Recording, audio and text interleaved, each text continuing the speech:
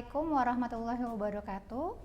Salam sehat, bahagia, dan semangat berbagi dan kepedulian terhadap sesama. Prodi Spesialis Ortodonti FKG Universitas Sumatera Utara menyelenggarakan kegiatan penyuluhan dan pencegahan maloklusi pada masa remaja di SMP Negeri 30 Medan, bersinergi dengan Ikatan Ortodontis Indonesia, guna meningkatkan kualitas kesehatan gigi dan mulut masyarakat khususnya pada masa remaja. Maloklusi adalah bentuk susunan gigi yang menyimpang dari susunan normal dan merupakan salah satu kelainan dentofasial yang bersifat morfogenetik atau genetik.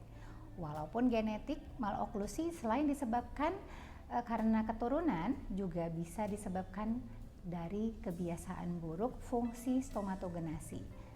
Fungsi stomatogenasi itu adalah fungsi pernafasan kita, fungsi pengunyahan, fungsi penelanan, dan fungsi berbicara, serta hubungan sendi rahang. Pemeriksaan dan perawatan ortodonti wajib dilakukan oleh dokter gigi spesialis yang berkompeten atau dokter gigi yang sedang mengambil pendidikan program studi spesialis ortodonti. Program pendidikan spesialis ortodonti atau PPDGS ortodonti ada di salah satu institusi pendidikan yang tersebar di seluruh Indonesia. Salah satunya PPDGS ortodonti ada di Rumah Sakit Gigi Mulut Universitas Sumatera Utara. Jadi diharapkan masyarakat yang memiliki maloklusi sebaiknya diperiksakan di dokter gigi yang kompeten, atau mari kita datang ke Rumah Sakit Gigi Mulut yang ada di masing-masing provinsi. Baiklah, semoga video pembelajaran mengenai pencegahan maloklusi yang disebabkan oleh karena kebiasaan buruk dapat bermanfaat buat kita semua. Salam sehat dan selamat menonton.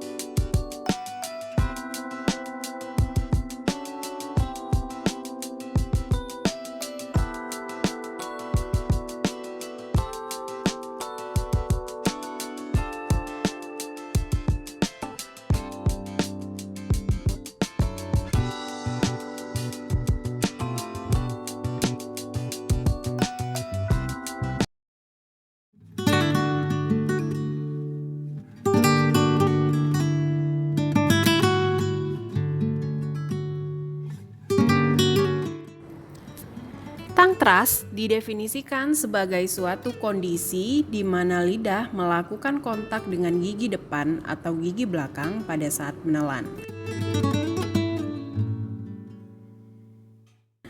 Berawal mula dari kebiasaan buruk yang merubah posisi lidah normal, yaitu pada langit-langit,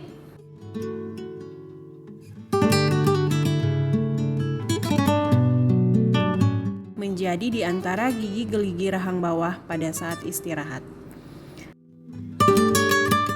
Hal-hal yang dapat menyebabkan kebiasaan ini adalah penggunaan susu botol yang terlalu lama, kebiasaan menghisap ibu jari dengan frekuensi dan durasi berlebihan,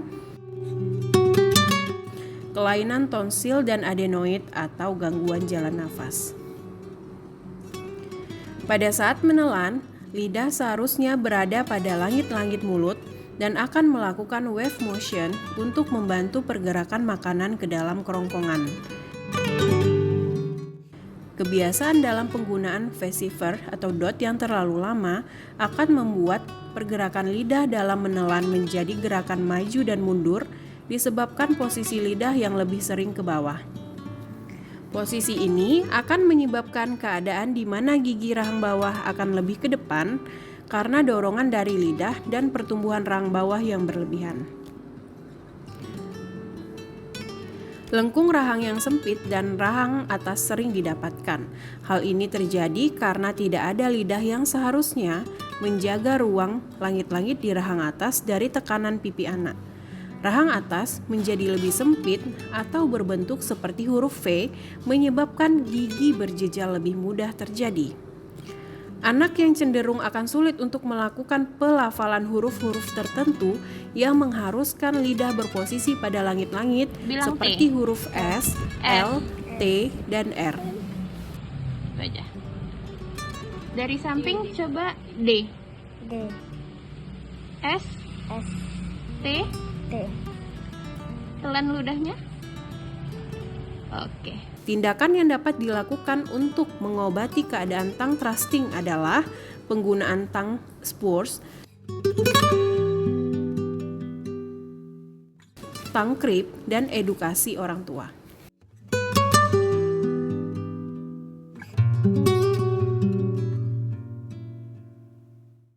Thumb sucking. Thumb sucking atau menghisap jempol atau jari adalah tanda paling awal dari koordinasi aktivitas otot yang berkembang pada anak dan dianggap sebagai proses fisiologis normal.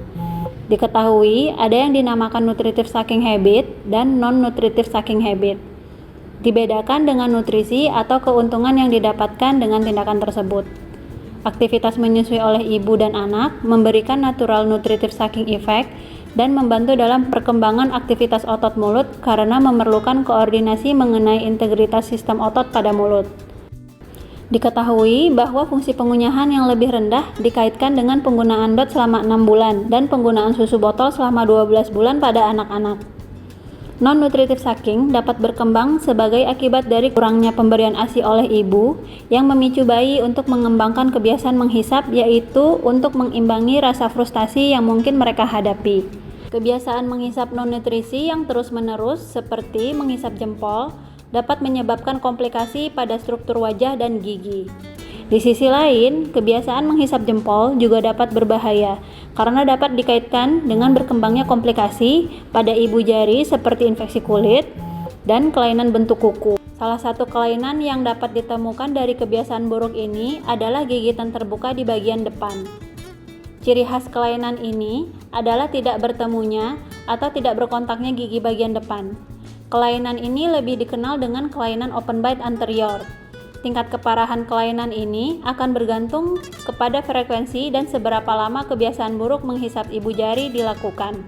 Saat anak menghisap ibu jari ditempatkan di antara gigi depan, diposisikan pada sudut tertentu, sehingga memberikan tekanan pada permukaan belakang atau palatal, gigi atas, dan gigi bawah atau bagian lingual. Tekanan ini akan menyebabkan pergerakan gigi seri. Pergerakan tersebut adalah pergerakan ke depan gigi seri rahang atas dan pergerakan ke depan pada gigi seri rahang bawah. Rahang bawah juga mendapatkan dampak akibat menghisap ibu jari, seperti mundurnya gigi seri rahang bawah, meningkatnya lebar antara geraham rahang bawah, dan yang paling sering terjadi yaitu anterior open bite atau gigitan terbuka.